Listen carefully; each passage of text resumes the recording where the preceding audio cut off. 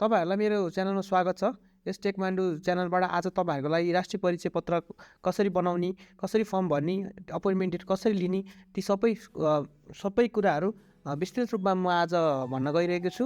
त्यसैले यो भिडियो अन्तिमसम्म हेरिदिनु होला र मन पर्यो भने मेरो भिडियोलाई लाइक पनि गर्नु होला, कमेन्ट गर्नु होला र साथसाथै यो भिडियोलाई सक्दो धेरै शेयर गर्नुस् र मेरो च्यानललाई सब्स्क्राइब पनि गरिदिनुस्।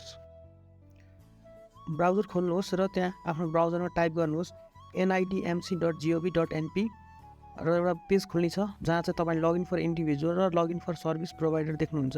हामी चाहिँ लगइन फर इन्डिभिजुअलमा जानेछौँ र यहाँनिर तपाईँको मोबाइल नम्बर मागेको छ, त्यो मोबाइल नम्बर राख्नुहोस् र इन्टर गर्नुहोस्।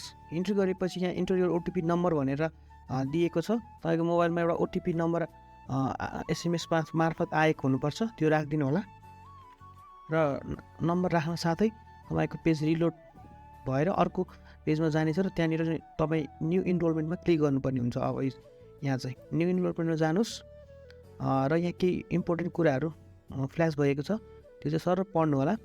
अब यहाँ नेपालीमा भन्नुपर्ने फिल्ड नेपालीमा र इङ्ग्लिसमा भन्नुपर्ने फिल्डमा इङ्ग्लिसमा टाइप गरी कन्फिगर गरिएको छ। भन्नाले नेपालीमा लेखेको कुरा चाहिँ नेपालीमा टाइप गर्नु र इङ्ग्लिसमा लेखेको कुरा इङ्ग्लिसमै टाइप गर्नु होला। त्यसरी नै अब तपाईँलाई टाइप गर्न आउँदैन भने चाहिँ यहाँनिर एउटा साइट दिएको छ, त्यसमा क्लिक गरेर तपाईँले यो नेपाली किबोर्डको लेआउट पाउनुहुन्छ जहाँबाट तपाईँले यसको हेल्पबाट चाहिँ फर्म भर्न सक्नुहुन्छ। र त्यसरी नै अब अर्को चाहिँ म्यान्डेटरी फिल्डहरू सबै भर्नुपर्ने हुन्छ भनेर दिएको छ। यो रातो चिन्ह भएको सबै फिल्डहरू भरिदिनु होला। त्यस्तै अपोइन्टमेन्ट लिन चाहिँ ड्रप डाउनबाट चुज गर्नु होला र त्यहाँनिर नाम तपाईँको ठाउँको नाम छैन भने अदर्स चुज गरेर पनि हुन्छ भनेर भनिएको छ। ल अब हामी फर्म भर्नेतिर लाग्नेछौँ। अब तपाईँको पहिलो नाम के हो त्यो लेखिदिनु होला। मैले यहाँ नाम लेख्दैछु, यसरी सत्र लेख्नु होला होइन। तपाईँहरूको पनि नागरिकता हेरेर लेख्नु होला, सजिलो हुन्छ। त्यसरी नै अब मैले यहाँनिर आफ्नो जन्ममिति पनि लेख्नुहोस्। त्यसरी यहाँ इङ्ग्लिसमा कन्भर्ट भइसक्यो। तपाईँको जन्मस्थान कहाँ हो त्यो पनि लेख्नुहोस्। त्यसरी नै तपाईँको नागरिकता किसिम के हो, वंशज हो कि जन्मको आधारमा हो कि वैवाहिक अङ्गीकृत हो कि के हो, त्यो तपाईँको नागरिकतामा हेरेर लेख्नु सक्छ। त्यो चाहिँ पछाडिपट्टि नागरिकतामा लेखिएको हुन्छ। अब तपाईँको नागरिकता नम्बर लेख्नुहोस्। त्यस्तै जारी जिल्ला लेख्नुहोस्।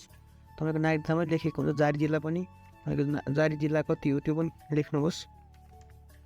र यसरी सर फर्म भएपछि यहाँ तल अब लिङ्ग भनेको छ, लिङ्गमा मेल हो कि फिमेल हो त्यो पनि लेखिदिनुहोस्। र वैवाहिक स्त्री तपाईँ के छ, म्यारिड हुनुहुन्छ कि अनम्यारिड हुनुहुन्छ, सम्बन्ध विच्छेद छ कि एकल महिला हुनुहुन्छ कि त्यो के हो तपाईँहरूले लेख्नुहोस्। र यहाँ पितृत्वको स्थिति चाहिँ जहिले पनि नोन हुनुपर्छ, अननोन नगर्नु होला, नोनै राख्नु होला। त्यसरी नै शैक्षिक योग्यता चाहिँ तपाईँको कति पढ्नु भएको छ होइन, एसएलसी पढ्नु भएको छ भने एसएलसी त्यसरी भर्नुहोस्। र त्यस्तै अब तपाईँ काम के गर्नुहुन्छ, फार्मर हुनुहुन्छ कि जागिरी हुनुहुन्छ कि त्यो अनुसारको लेख्नुहोस्। त्यस्तै अब तपाईँको जात के हो, राई हो भने राई लेख्नु होला। त्यस्तै अब हिन्दू हुनुहुन्छ भने हिन्दू, अब नेक्स्ट गर्नुहोस्। अब त्यसरी नै यहाँनिर मोबाइल नम्बर मागेको छ, मोबाइल नम्बर पनि हाल्नु होला। अब तपाईँको चाहिँ यहाँ ठेगाना अहिले प्रदेश भए अनुसारको ठेगाना लेखिदिनुहोस्, किनभने अहिले नयाँ प्रदेश अनुसारको ठेगाना लेख्नुपर्ने हुन्छ। र त्यो अनुसारको अब तपाईँको मेरो 1 नम्बर प्रदेश पर्छ इलाम लेखेँ, अनि देउमाई नगरपालिका वडा नम्बर 2 भनेर लेखेँ।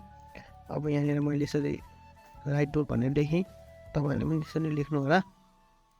अब यो एप्लिकेन्टको टेम्पोरेरी एड्रेस कहाँ बस्नु हुँदैछ, अहिले काठमाडौँ हुनुहुन्छ भने काठमाडौँ लेख्नु।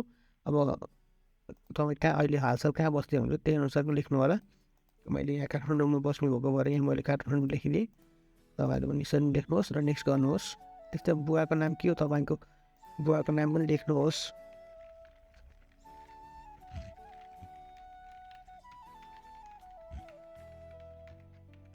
यसरी लेखिदिनुहोस्। अब तपाईँको बुवाको नाम र यो ठेगाना सेमै हुन्छ प्रायः सबैको, त्यो हुनाले यसलाई कपी गर्दै पनि हुन्छ। कपी गर्नुभयो भने तपाईँकै ठेगाना ठ्याक्कै कपी हुन्छ। त्यस्तै आमाको नाम पनि लेख्नुहोस्।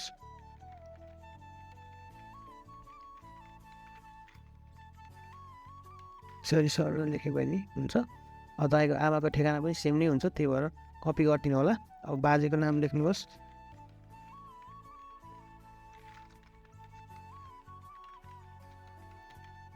बिचको नाम छैन भने नलेख्दा पनि हुन्छ है साथीहरू। यसरी सर्टमा भर्नुहोस्। अब हजुरआमाको नाम के हो त्यो पनि लेखिदिनुहोस्।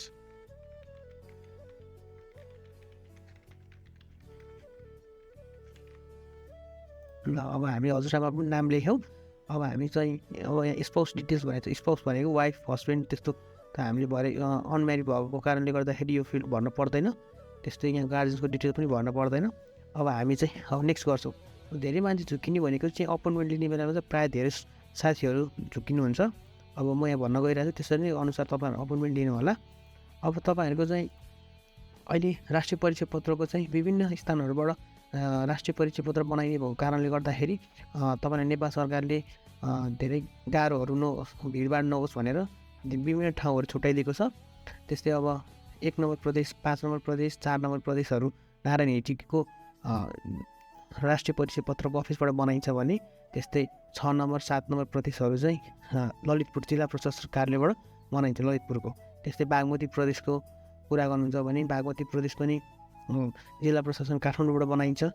र मेरो चाहिँ नारायण हिटीबाट बन्ने भएको भएर मेरो 1 नम्बर प्रदेश भएको भएर म नारायण हिटी चुज गर्ने बित्तिकै यहाँ के भन्यो भन्दाखेरि सबैभन्दा नजिकको मिति 2080-2-13मा कोटा उपलब्ध रहेको छ भनेको छ। ओके, हामीले के गरौँ 2-13मा हेर्न जाँदाखेरि शनिबार परेको रहेछ होइन। शनिबार त पक्कै पनि दिँदैन, सेलेक्टेड डेट इज होलिडे भने चाहिँ ल ठिकै छ। अब हामी 14 गतिको चुज गरौँ न त उसो भए होइन। 13 गते उपलब्ध छ भने 14 गते पनि उपलब्ध छ नि भने चाहिँ यो साइटको चाहिँ यहाँ के एउटा फल्ट रहेछ भन्दाखेरि नभएको डेट नजिकको डेट चाहिँ यति रहेको छ भन्छ, तर यो कोटा चाहिँ प्याक भइसकेको भए पनि सो गर्दो रहेछ।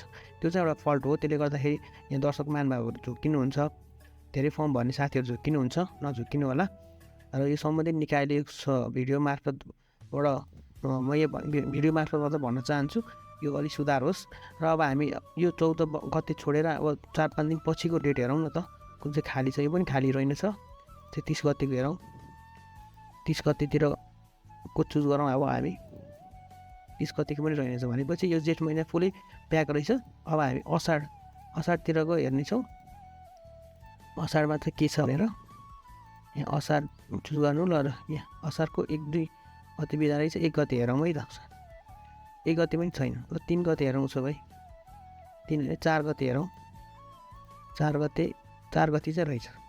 अब यो 4 गते रहेछ भनेपछि कति यो आफ्नो टाइम अनुसार चुज गर्नु होला। तपाईँ कतिखेर जानु भ्याउनुहुन्छ त्यही अनुसारको चुज गर्नु होला। मैले चाहिँ बिहानको 11 देखि 12 चुज गरेँ। साथीहरू 1 देखि 2 चाहिँ चुज नगर्नु होला किनकि ब्रेक हुनसक्छ प्रायः सरकारी अफिसहरूमा। त्यही भएर मैले चाहिँ 11 देखि 12 चुज गरेर अब यहाँ मलाई फर्म हेर्नु भनेर यो साइटले देखायो। अब मेरो यहाँ सबै मिलेको छ कि छैन सबै एकचोटि क्रस चेक गर्ने सर। सबै मिलेको छ भने चाहिँ हजुरले सब्मिट गर्नुहोस्। र यहाँ सोध्दैछ once you submit you not able to edit this form. ओकेमा क्लिक गरिदिनुहोस्। र हामी ओकेमा क्लिक गरेपछि तपाईँले यहाँ आफ्नो फर्म देख्न सक्नुहुन्छ। अब यो चाहिँ हामीले प्रिन्ट गरेर सम्बन्धित ठाउँमा जानु पऱ्यो। कहाँ जानु पऱ्यो भन्दाखेरि नारायण हिटी दरबार पुरानो राजधानी विभागमा जानु पऱ्यो। 11 देखि 12 बजीको डेट रहेछ, तर 1 घन्टा आधी घन्टा अगाडि नै जानु होला। र अब यहाँ महत्त्वपूर्ण कुराहरू यहाँ के भनेको छ राष्ट्रिय परिचय पत्र आवेदन दिँदा आवश्यक कागजातहरू। अब नेपाली नागरिकताको प्रमाणपत्र लानु पऱ्यो सक्कल होइन। त्यस्तै नागरिकताको प्रमाणपत्र, जन्ममिति नखुलेको हकमा जन्ममिति खुल्ने कागज लानु पऱ्यो। बसेसराई गर्नुभएको छ भने सक्कल बसेसराई प्रमाणपत्र लानु पऱ्यो। विवाह दर्ता लानु पऱ्यो सक्कल। बिहे गर्नुभएको छ भने राजधानी लिनुभएको छ भने राजधानी लानु पऱ्यो। र यी कागजात सम्पूर्ण बोकेर तपाईँले एपोइन्टमेन्ट लिएको ठाउँमा जानुभयो भने तपाईँको काम अवश्य बन्नेछ। हस् त, मेरो भिडियो हेरिदिनु भएकोमा धेरै धेरै धन्यवाद। तपाईँहरूलाई यो भिडियो कस्तो लाग्यो आफ्नो प्रतिक्रिया कमेन्ट मार्फत दिनु होला। र मेरो भिडियो लाइक पनि गरिदिनु होला र यो च्यानल सब्सक्राइब पनि गरिदिनु होला। हस् त, थ्याङ्क यू।